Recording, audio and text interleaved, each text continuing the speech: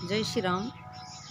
आइए, कुछ दिनों से हम चर्चा कर रहे हैं सनातन धर्म की, सनातन संस्कृति की।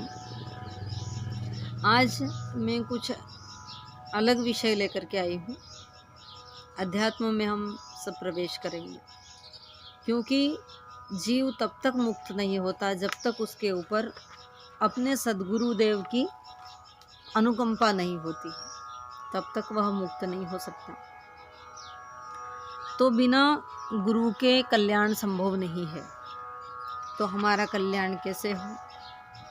तो हम आज सद्गुरुदेव के बारे में समझेंगे, क्योंकि गुरु साक्षात ईश्वर का ही स्वरूप होता है। तो रामचरितमानस में भी तुलसीदास जी महाराज ने अनेकों प्रकार से गुरु महाराज की, गुरुदेव की वंदना की है और साक्षात भगवान शिव के स्वरूप को ही प्रदर्शित किया है उन्होंने, कि गुरु कोई और नहीं है, साक्षात भगवान शिव ही गुरु है। ऐसे कई बार उन्होंने जो वंदना की उसमें ऐसा वर्णन आया है और इस पर कई विद्वानों ने बहुत खींचतान भी की है। आइए हम सद्गुरुदेव के बारे में जानते हैं। पहली बात तो ये है कि सद्गुरु क्या है।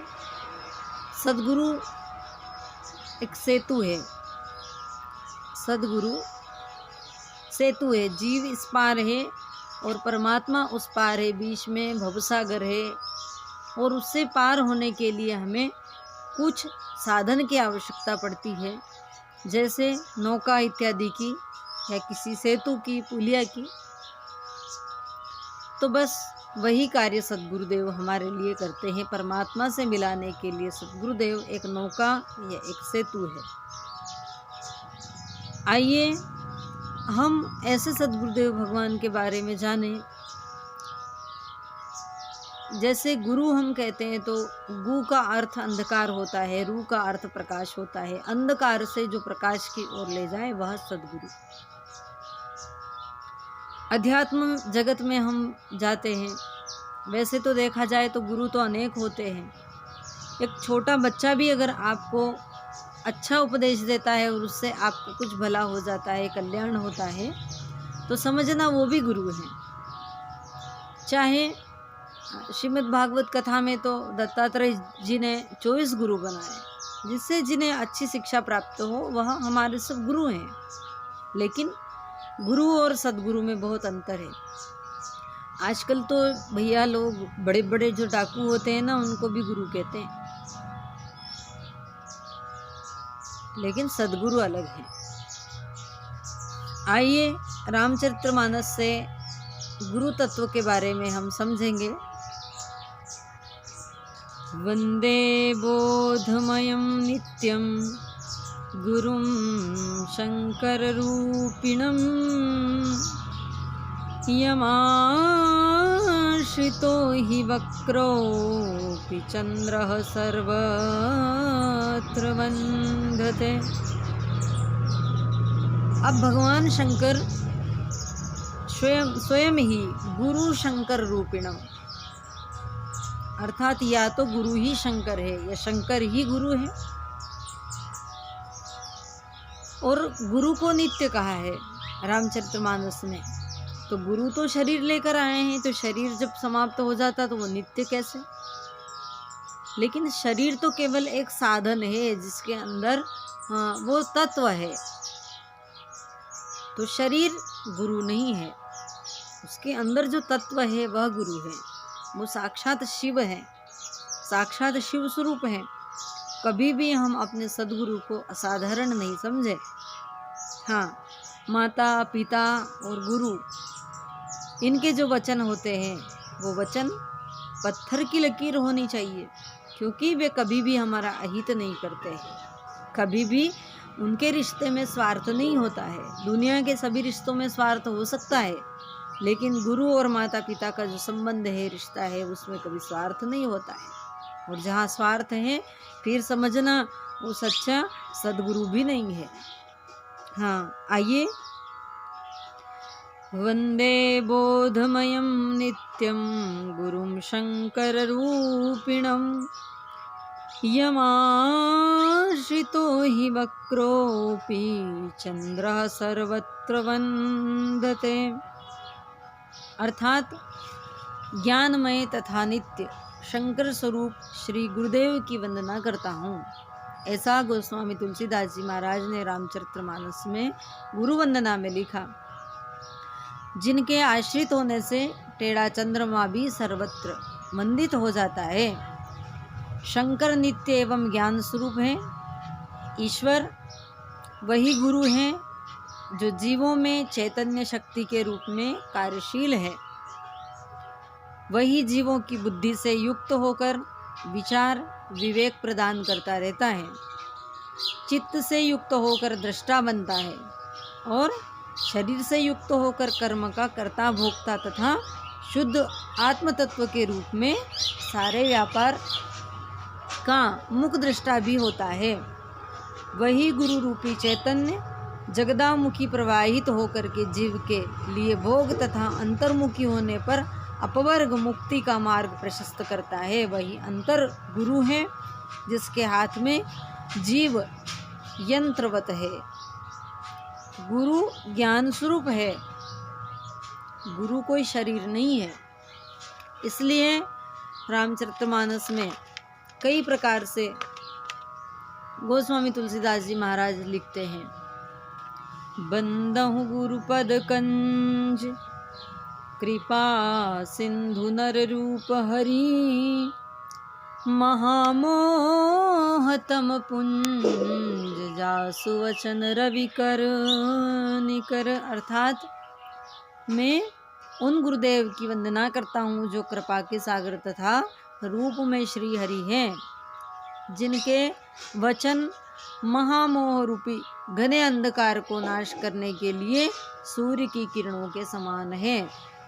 ऐसे सद्गुरुदेव भगवान के चरणों में मैं नित्य ही वंदना करता हूँ। बिना गुरु के कभी भी कल्याण संभव नहीं होता है। हाँ, सद्गुरु में जिसका सच्चा लगन, सच्ची लगन, श्रद्धा, विश्वास, उसको मृत्यु भी नहीं मार सकती, परास्त नहीं होता है वो कभी। मृत्यु भी एक बार लौट जाएगी। ईश्वर भी आ जाए तो हार जाए जो सद्गुरु का सच्चा सेवक है, सच्चा शिष्य है। क्योंकि भगवान भी, देवता भी प्रकृति के नियम से बंधे हुए हैं, लेकिन सद्गुरु में वो सामर्थ्यता है कि वह प्रकृति के नियम के अनुसार जो चीज़ें चलती है उनको भी बदल सकते हैं। हाँ, ऐसा ही एक छोटा सा दृष्टांत मैं आपको सुनाती हूँ। शिवाजी के जो गुरुदेव हुए हैं, जिनका नाम था समर्थ रामदास जी। हो, बड़े अद्भुत संत थे समर्थ रामदास जी। एक बार उनके एक शिष्य, परम शिष्य थे, तो शिष्य को उन्होंने भिक्षावृत्ति के लिए किसी के यहाँ भेजा। तो प्रातः काल सुबह जल्दी से वो जिस घर पर गए, अब उन्हें पता नहीं, जाकर उन्होंने दरवाजे को खटखटाया समर्थ रामदास जी के शिष्य ने। तो देखा कि अंदर से एक तांत्रिक आ रहा है बड़ा क्रोध में, और कहता मेरी साधना में तूने दखल कर दिया है, इसलिए मैं तुझे श्राप दे दूंगा। तू सुबह सुबह यहाँ आकर के क्यों दरवाज़ा बजा रहा है? उसने कहा मेरे गुरुदेव की आज्ञा है, मैं भिक्षावृत्ति के लिए आया हूँ, तो आप मुझे भिक्षावृत्ति में कुछ दीजिए। वो कहता है तू जानता नहीं है मैं तांत्रिक हूँ। अरे बोले आप तांत्रिक है तो क्या हुआ, लेकिन मेरे गुरुदेव तो समर्थ है। तो उस तांत्रिक को बड़ा क्रोध हुआ, उसने क्रोध आया, उसने कहा कि मेरे सामने किसी और की बड़ाई कर रहा है, तो देखता हूँ ऐसा तेरा कैसा गुरु है। तो उसने श्राप दे दिया कि मैं तुझे श्राप देता हूँ, तू कल का सूर्य नहीं देखेगा। अब डरता हुआ बेचारा वह शिष्य अपने सद्गुरुदेव के पास में पहुँच गया। लोगों ने भी आसपास देखा, गांव के लोगों ने, बेचारा इतना अच्छा सज्जन व्यक्ति है और इतना छोटी उम्र का लड़का है, बच्चा है, शिष्य है, और ये कल प्रातः काल होते ही उससे पूर्व ही इसे मौत ग्रस लेगी, क्योंकि इस तांत्रिक का जो श्राप है वो कभी भी विफल नहीं जाता है, कभी भी ऐसा नहीं जाता है। सब लोगों की भीड़ लगी, सदगुरुदेव के पास में पहुंचे, समर्थ रामदास जी के पास में। तो गुरुदेव कहने लगे कि पुत्र आओ भोजन कर लो। तो शिष्य ने कहा गुरुदेव भूख नहीं है, आप ही भोजन कीजिए, क्योंकि मुझे एक तांत्रिक ने ऐसा शाप दिया है कि मैं कल सूर्य उदय होने से पहले ही मृत्यु को प्राप्त हो जाऊंगा, तो आज मुझे भोजन भी अच्छा नहीं लग रहा, आप भोजन कीजिए। गुरुदेव ने आराम से भोजन किया। रात्रि में गुरुदेव ने कहा कि पुत्र विश्राम करो, सो जाओ। उसने कहा गुरुदेव मुझे नींद नहीं आ रही है, क्योंकि कल तो प्रातः काल होते ही अच्छा है, मर जाऊंगा मैं। तो गुरुदेव ने कहा आ मेरे पास में, मेरे निकट आकर के मेरे चरणों की सेवा कर, चरण दबा। तो उसने कहा ये भी ठीक है, आपके चरण दबाते दबाते मौत आ जाएगी, मृत्यु आ जाएगी और मेरा कल्याण हो जाएगा। तब वह गुरुदेव के चरण दबाने लगा। समर्थ रामदास जी कहते मुस्कुराते हुए, पुत्र मैं तुझे बार बार कह रहा हूँ, आज मेरे चरण मत छोड़ना, तू प्रातः काल तक, सुबह तक मेरे चरण मत छोड़ना, मेरे चरण मत छोड़ना, चाहे कैसी परिस्थिति हो, लेकिन मेरे चरण किसी परिस्थिति में मत छोड़ना। शिष्य ने कहा गुरुदेव नहीं छोड़ूंगा। गुरुदेव के चरणों की सेवा करने लगा वह शिष्य, और सेवा करते करते करते करते एक पहर रात्रि का बीतने चला था। तब उस तांत्रिक ने एक महिला को भेजा, हाथ में थाली लेकर आई, बहुत सारी मोहरे शर्फी जो भी पैसा धन दौलत, उसे आवाज़ लगाई दरवाजे पर खटखटा करके, मेरे पास आ, देख क्या क्या है मेरे पास में, क्या लेकर के आई। उसने कहा चाहे कोई भी हो, तुम आना है तो तुम स्वयं आकर मेरे पास आकर के मुझे दे जाओ। विफल हो गया तांत्रिक। दूसरे पहर में फिर उस तांत्रिक ने उसकी शिष्य की माँ का वेश बना करके भेजा, एक महिला को, वो माँ बन करके आई उसकी। उसने कहा कि मरते समय माँ का दर्शन हो रहा है, ये भी बड़ी बात है। उसने कहा पुत्र मेरे पास आ, मैं गले से लगा लेती हूँ। पुत्र ने कहा नहीं माँ, तुझे आना है तो तू मेरे पास आ जा, मैं तो गुरुदेव के चरणों की सेवा कर रहा हूँ। वो भी विफल हो गया। तीसरे प्रहर में उसने यमदूत जैसा एक काला सा पुरुष भेजा, वो आया। उसने कहा मैं मृत्यु हूँ, आ मेरे पास में। उसने कहा नहीं मृत्यु, तुझे आना है तो स्वयं चल करके मेरे पास में आ, मैं नहीं आने वाला, मैं अपने गुरुदेव के चरणों को छोड़ने वाला नहीं हूँ। तब गुरुदेव के चरण दबाते दबाते दबाते दबाते वो व्यक्ति तो चला गया, वो पास में नहीं आ पाया। सुबह हुई, चिड़िया चहचहाट करने लगी, सुबह का सूर्योदय हुआ और पूरे गांव में भीड़ लगी हुई थी उसके दरवाजे के सामने।